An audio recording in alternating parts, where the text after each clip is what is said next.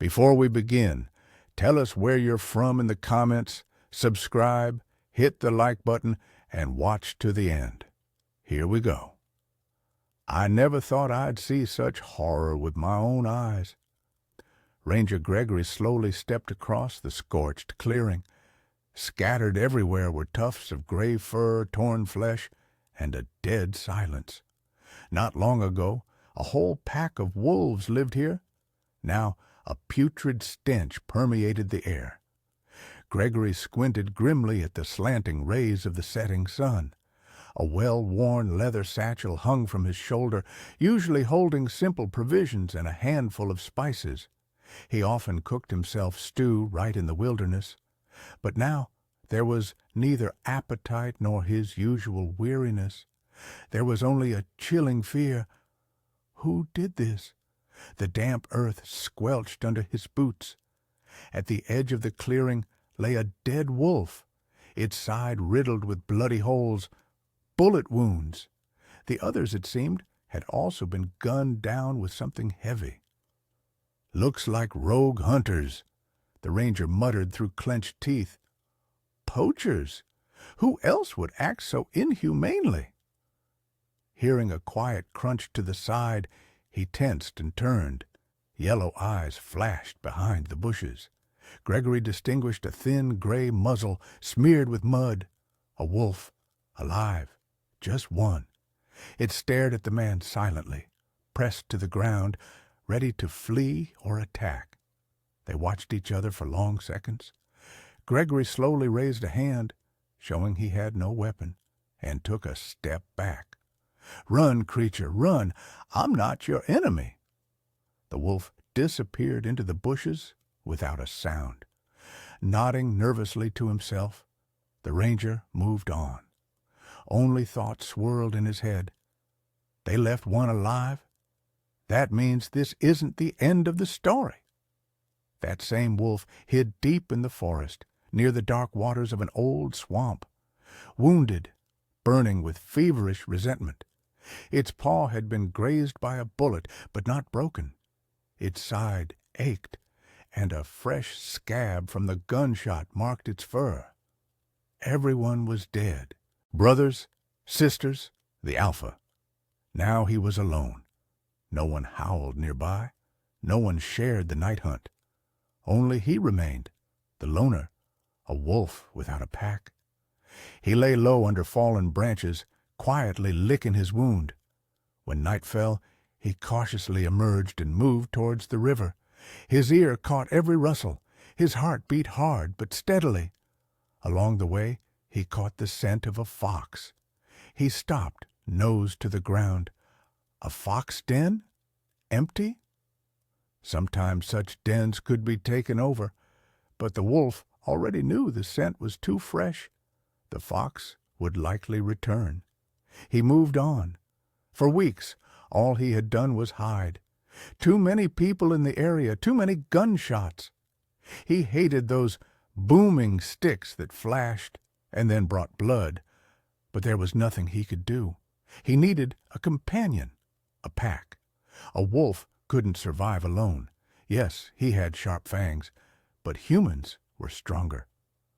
On the outskirts of Rock Creek, in a shaky house with a sloping roof, lived David and his wife, Evelyn, a young couple who had recently abandoned everything and fled from a bustling town. It was said that Evelyn had influential relatives there, owning half the village, and they didn't want a simple man for a husband for her. But the heart wants what it wants.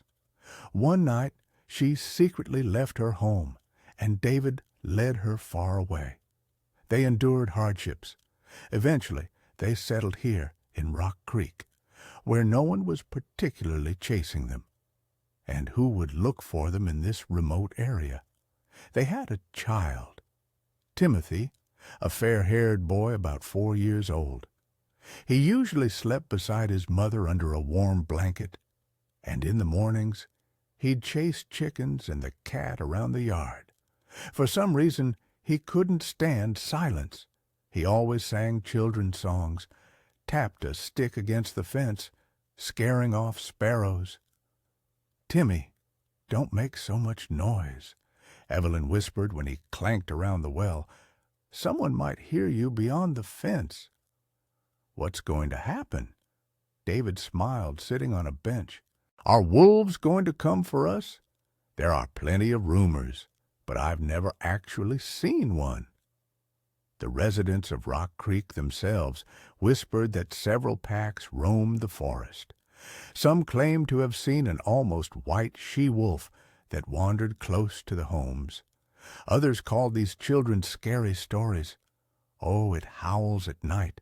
Beware." At dawn, one autumn day, Evelyn went to the garden to pick cabbage. Suddenly, she caught a glimpse of movement near the bushes. Her heart tightened. She looked closer. It seemed like a pair of yellow glints flashed and then vanished. "David, is that you?" she called. Silence. She thought maybe it really was a wolf, but immediately dismissed the idea. Wolves don't come that close, and the dogs would be barking. Almost every house in the village had a dog on a leash. Evelyn herself only kept a cat and a couple of old backyard chickens. As she gathered cabbage, she suddenly felt a strange unease. A thought flickered in the back of her mind. What if that gaze was real, not just my imagination? But she told herself she was overreacting. The loner was indeed there, by the fence. He saw the young woman, smelled her scent. But he wasn't looking for a victim. He was curious. The human wasn't trying to fight. A serene yard, white laundry flapping on the line, so close and yet so unlike those who had gunned down his pack. The loner gradually grew accustomed to the Rock Creek area, and one day stumbled upon a she-wolf's trail. The scent led to a damp hollow, not far from the river. The wolf, sniffing the path, realized the she-wolf wasn't old, but she seemed strong. Approaching, he saw her graceful figure in the twilight. The young female's fur shimmered, and her undercoat appeared almost white in the moonlight. She didn't attack, merely tensed, pressing her ears and muzzle to the ground as if warning the stranger. No sounds broke the silence, but a barely audible growl from her. But the loner also avoided conflict. He stood, ears twitching warily. The she-wolf, judging he wouldn't attack, relaxed slightly. They stood facing each other, sniffing the air. Each sensed fear and, at the same time, interest. From that night on, they stayed together. The she-wolf, sometimes called Gray in the surrounding woods, had been driven from her former pack or left on her own. The loner felt a kindred alienation. They didn't need words. They simply understood that together their chances of survival were higher. By the river, they discovered an old fox den. It smelled of fox, but the trail was old. The loner began to enlarge the entrance, tearing out clumps of earth with his claws. Gray, meanwhile, was disemboweling a rabbit she'd caught nearby. Finally, they made a lair there, lining it with dry moss and grass to make it warmer. Time passed, and the loner noticed that Gray's belly was getting rounder. It seemed she was carrying pups. Now both were doubly cautious going out at night, trying to avoid being seen by people or hostile animals. Meanwhile, back in Rock Creek, howling was heard more and more frequently at night. Dog barks mingled with wolf howls. Some people's chickens started disappearing. Another time, a sheep vanished from a far yard. Residents began to say that the wolves were growing bolder. Soon they would burst right into their homes. Sam saw a pair of wolves at dusk, one woman cried, pointing to her teenage son. He nodded eagerly. Yes, yes, one almost white and the other gray, huge as a bear. David listened to these tales, feeling an inner unease. Could that pair of eyes which had flickered by the garden really have belonged to wolves? "Maybe we need to take action," he muttered, cleaning his double-barreled shotgun. "What if they attack our child?" But Evelyn had a different outlook. "Let's not jump at every word the neighbors say. Remember last autumn, they also talked about a pack, and it turned out to be just stray dogs killing chickens." Though deep down, she herself wasn't entirely sure. Autumn arrived. One overcast day, Gray began to go into labor. She took refuge in the fox den. The loner felt her pain and anxiety circling outside. By evening, it was over. 6 tiny wolf pups, eyes tightly shut, had come into the world. Gray wearily licked each one, arranging them near her belly. The loner, smelling blood and milk, cautiously peered into the den. The pups, barely able to move their paws, squeaked softly, feeling only their parents' warmth. No words were needed for the creatures to understand. Now they were a real pack, small but their own, and they had to protect this future. Ranger Gregory sometimes wandered to David's house. He was one of the few in Rock Creek who had witnessed what truly brutal wolf culling looked like. "David, how's life?" he asked one day, warming his hands by the hearth. "Heard they spotted wolves near the river again. That's not good." David shrugged. "They say they're looking for new prey. Goats have been disappearing. It's scary to let the boy play alone." Gregory nodded. "Maybe they really are looking for food, or maybe it's just their season." He looked out the window. The ranger's eyes were troubled, but not cruel. Then he added quietly, "I saw a pack, killed mercilessly by someone. One wolf was left alive. Maybe it's that very one." David frowned. If it survived, it might be harboring a grudge. Such animals have simple thoughts, either eat or get revenge. "I don't know," Gregory said, looking gloomy. "Sometimes even an animal is capable of other actions." By the month mark, the pups began to crawl out of the den. Gray would gently pick them up by the scruff of their necks, placing them in the shade when she saw they'd wandered too far. If they weren't given meat, they would start to weaken, so the loner tried to bring prey, small rodents, rabbits, water rats. But suddenly, one after another, the little ones started to fade. Some developed a fever. They breathed convulsively and bared their tiny teeth as if dreaming nightmares. Within a couple of days, 2 died, and a third began to convulse. Gray pressed herself against them, howling at night in such a way that the terrible cries were heard in Rock Creek. Sometimes the loner ran in circles, fur bristling, not knowing how to help. One pup perished after another. In the end, only one survived, the strongest. But even he began to feel dizzy. His fur lost its luster. Gray paced frantically, realizing that even this one might not make it until dawn. On the 3rd night, the she-wolf suddenly picked up the pup and quietly moved toward the path leading to Rock Creek. The loner hurried after her, trying to stop her. He flattened his ears, growled, as if begging her not to go to the humans. But Gray was unyielding.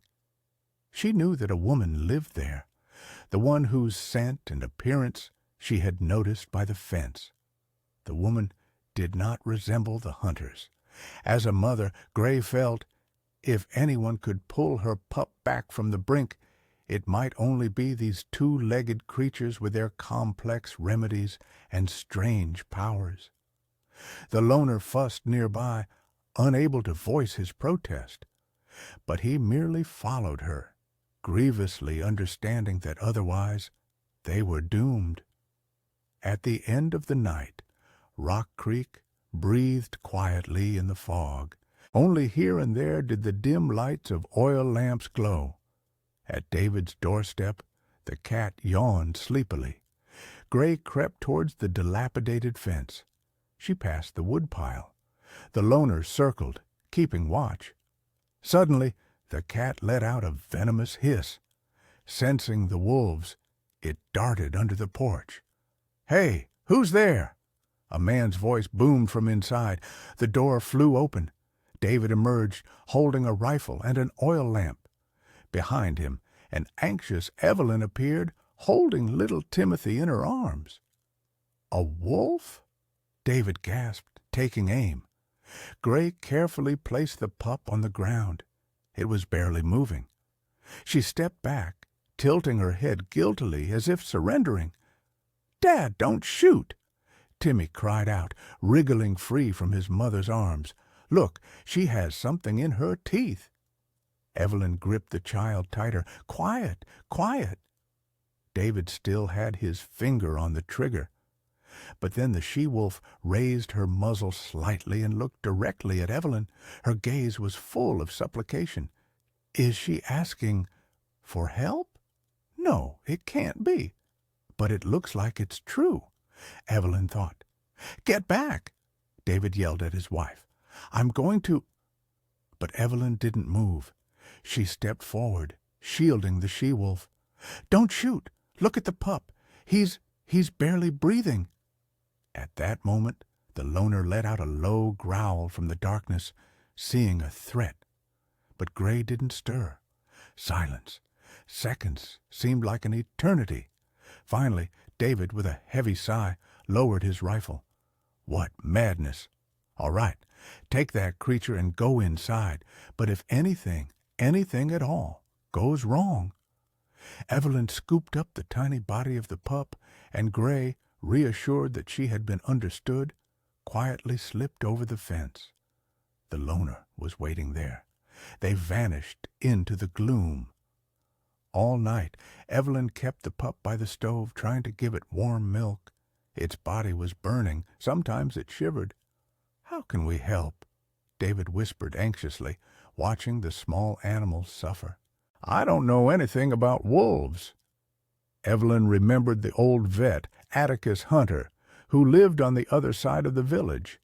He used to treat horses, cows, and dogs. Maybe he could figure out something for the pup. In the morning, wrapping the little animal in a towel, the woman headed to Atticus's dilapidated cabin. He greeted her grumpily. "Bringing me a wolf pup? You're crazy. It's a predator. Why do you want it?"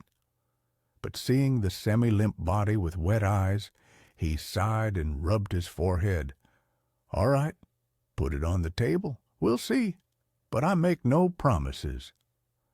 Atticus pulled out an old suitcase from somewhere, took out strange metal syringes and vials of cloudy liquids. He injected, turned the little one over, listened to its breathing, muttering curses. Evelyn stood nearby, wringing her hands. Finally, the doctor grunted, "Looks like a bug that was going around among dogs about 10 years ago. I'll try to manage with serum and fever reducers. Come back tomorrow." The woman nodded, took the slightly trembling pup, and headed home. While Evelyn was busy with her errands, a commotion arose in Rock Creek. Several residents learned that she was tending to a wolf pup and began to protest. "She's gone mad, that woman, bringing a wild animal into the house. It'll grow up and tear someone apart. We should just shoot it while it's still small." David tried to quiet the talk. "Don't worry, it's sick, barely breathing. We just want to help. You yourselves complain that animals are attacking. Maybe if we show that we don't want blood, they won't seek revenge?" But the villagers just frowned. Nobody believed that a wild animal could be tamed. For 2 days, Evelyn carried the pup to Atticus. He gave injections, made it drink bitter herbal concoctions. At night, the little one struggled to fall asleep, shivering. Timothy, waking up, quietly asked, "Mom, is it hurting?" "Very much." Evelyn sighed heavily. "But we're trying to save it." David looked grim. He wasn't entirely sure if all of this was right, but his heart twinged when the pup suddenly raised its head and whimpered plaintively, just like a child who doesn't understand why it's suffering. On the third day of treatment, a crisis occurred. The pup was seized with convulsions. It seemed about to give up the ghost. Evelyn's tears fell on its grayish fur, but by morning the attacks receded. The little animal lay, breathing heavily, but alive. Atticus looked at it and grumbled, "It seems to be coming out of the fever. It should make it. But keep taking care of it. Milk, warmth, and quiet." By the end of the week, the pup could lift itself slightly on its paws, though it swayed. It looked at Evelyn with eyes that conveyed both fear and gratitude. Timothy, watching, quietly said, "Mom, can I pet him?" "Carefully," she whispered, bringing her son closer to the animal. At first, the pup recoiled, but then stopped resisting.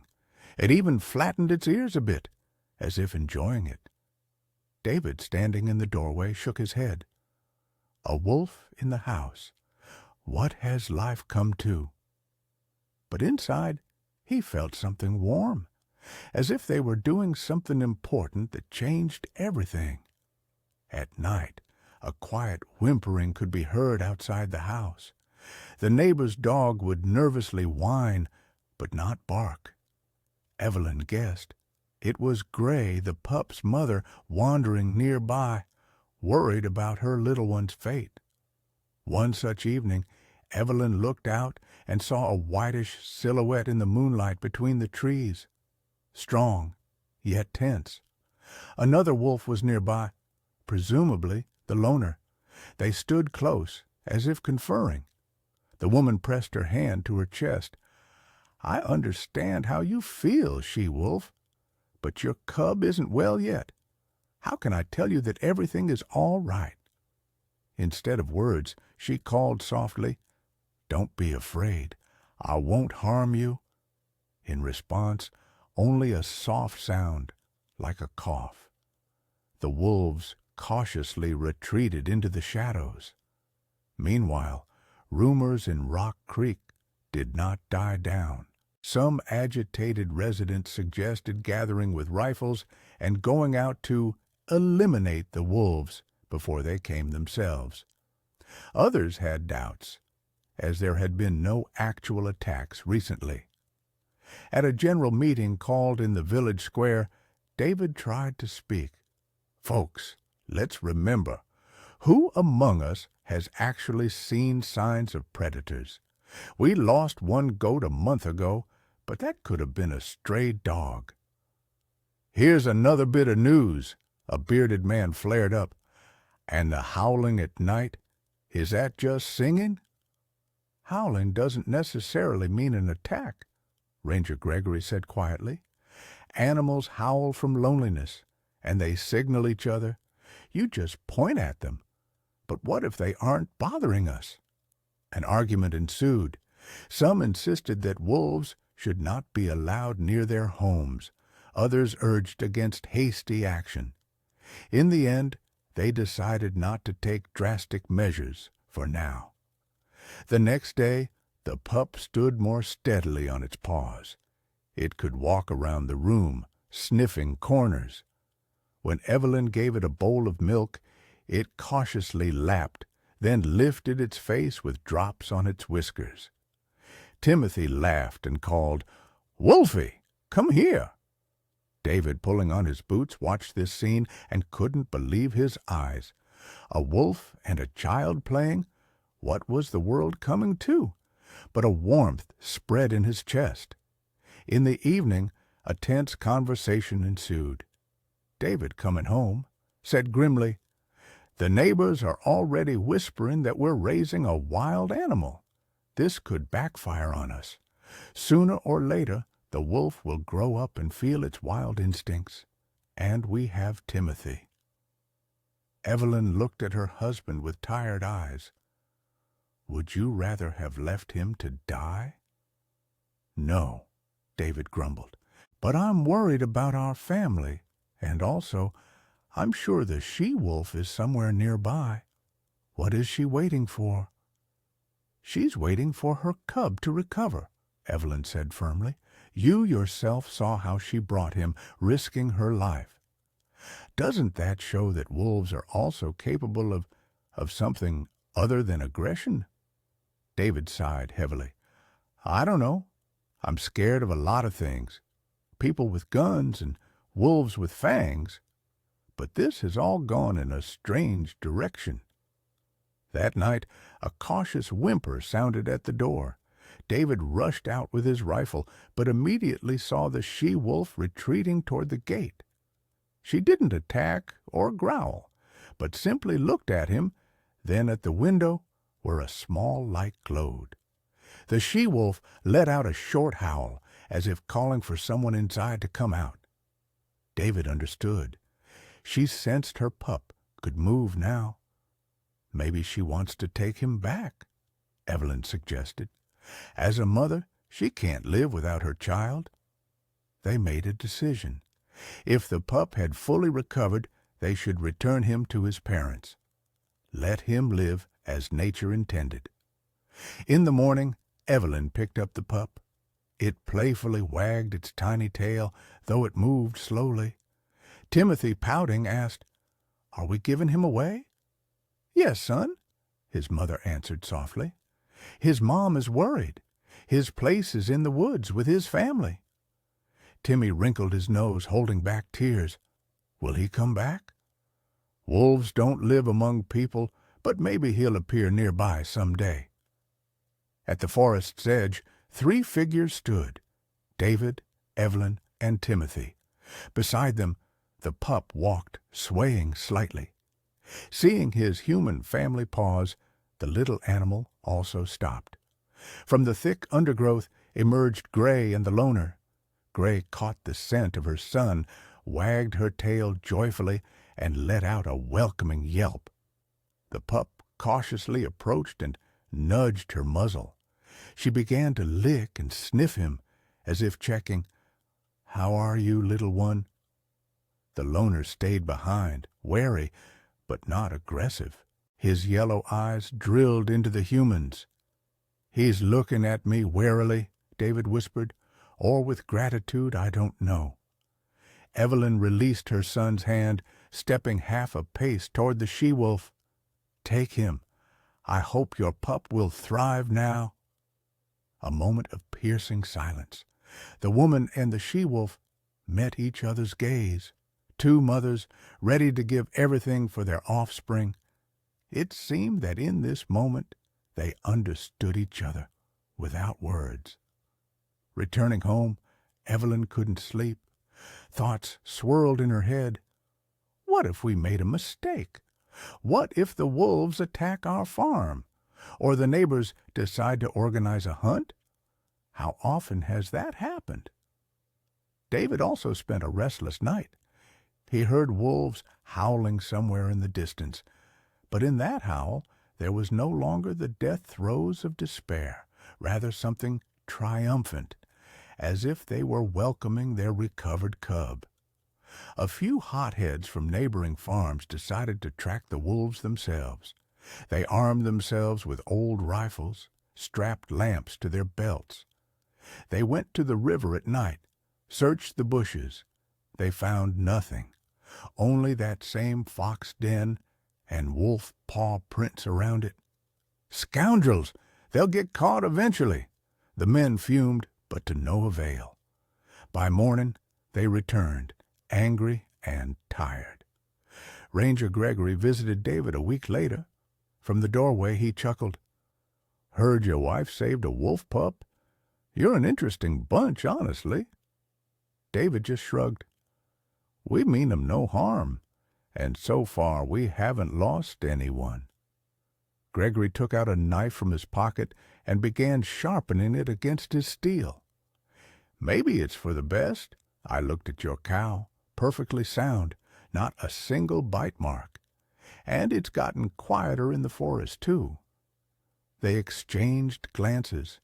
Curiosity flashed in Gregory's eyes, and cautious optimism in David's. Now Gray and the loner, along with the rescued pup, had left their old den, too close to humans.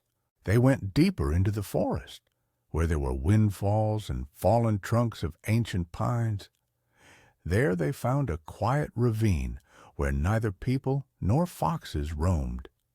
From time to time they would go to the river hunting rabbits, sometimes deer, if luck was on their side.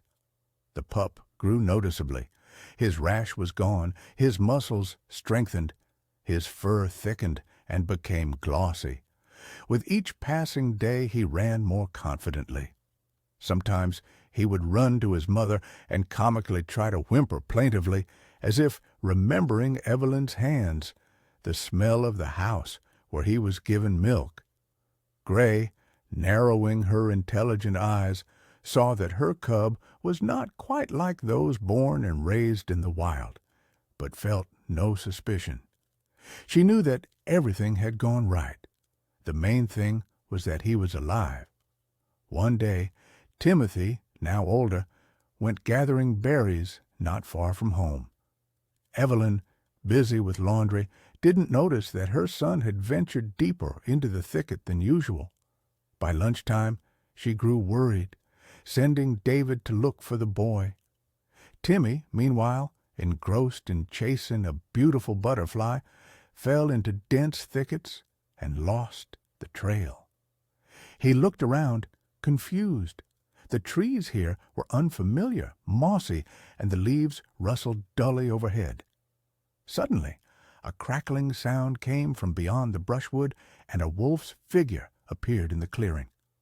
The child's heart leapt into his throat, but the wolf only watched. It was the grown-up pup that Timothy had once petted at home. It wagged its tail, approaching step by step. Timmy froze. "You recognize me?" the boy whispered. The pup cautiously sniffed the air, as if confirming it was the same child. Then it turned and slowly padded toward the old path, looking back as if saying, "Follow me." Timmy followed. That's how they came back to the familiar forest edge. Along the edge, David was already bustling, shouting, "Timothy, son!" The boy ran toward his father's voice. Turning around, he managed to see the pup vanish into the thick pine needles. When David and his son returned, Evelyn ran out to meet them, in tears. "Where were you? I was afraid the wolves—" Timmy, breathless, recounted meeting the wolf, the very same one, and that the animal seemed to have shown him the way back. David stood for a long time, speechless. Then he whispered, "So they're not our enemies. They remember that we saved their cub, and now they've returned ours to us." Evelyn hugged her son and closed her eyes. A wolf saved a pup. A human saved a wolf. A wolf saved a child. Sometimes nature has a wonderful way of putting everything in its place. From then on, rumors of bloodthirsty wolves in Rock Creek gradually subsided. No one reported lost livestock anymore. Apparently, the wolves had moved to other hunting grounds. Or perhaps they deliberately avoided the place where compassion had once been shown to them. Some, however, continued to be skeptical. "You're all lying. Wolves are beasts. They can't feel gratitude." But David's family knew the truth. Ranger Gregory, learning that Timmy had returned safe and sound from the woods, just smiled. "Well, what do you know? Wolves can be kind, too. The woods remember everything." Months passed. Winter that year was mild, snowy, but without harsh frosts. On the morning snow, wolf paw prints were sometimes found, leading deep into the pine forest. But not a single attack on livestock was recorded. Late one evening, Evelyn went into the yard to retrieve the dried laundry. She saw the moonlit path on the snow and a barely discernible silhouette on the hillock beyond the fence. Her heart skipped a beat. The whitish fur shimmered almost ghost-like. It was gray. Beside her stood a large gray wolf, the loner, and between them a young wolf already noticeably grown, the very pup they had saved. They looked at Evelyn, without hostility, rather, with quiet interest. Their silent contact lasted for 3 seconds. Then Gray tilted her head as if greeting the woman, and the entire wolf family disappeared behind the snowdrifts. "Godspeed to you," Evelyn whispered, feeling a strange warmth in her chest. "May everything go well for you." That night there was no howling or growling in the yard. In the forest, a distant song of the wind, interwoven with a wolf's howl, was heard. But that howl was peaceful, without anguish, without threat. Thus, Rock Creek gained a quiet reputation, a place where humans and wolves once found common ground. The elders recalled this story when they saw someone's dog chasing a crow or an animal hiding from a human in the woods. And they whispered, "Here, we don't kill for no reason." Sometimes even an animal can show kindness, and a human show grace. Years passed. Timothy grew up, David and Evelyn grew old, and at the forest's edge, wolf tracks were still visible. And, as kind tongues would say, these wolves never forgot who saved one of their cubs.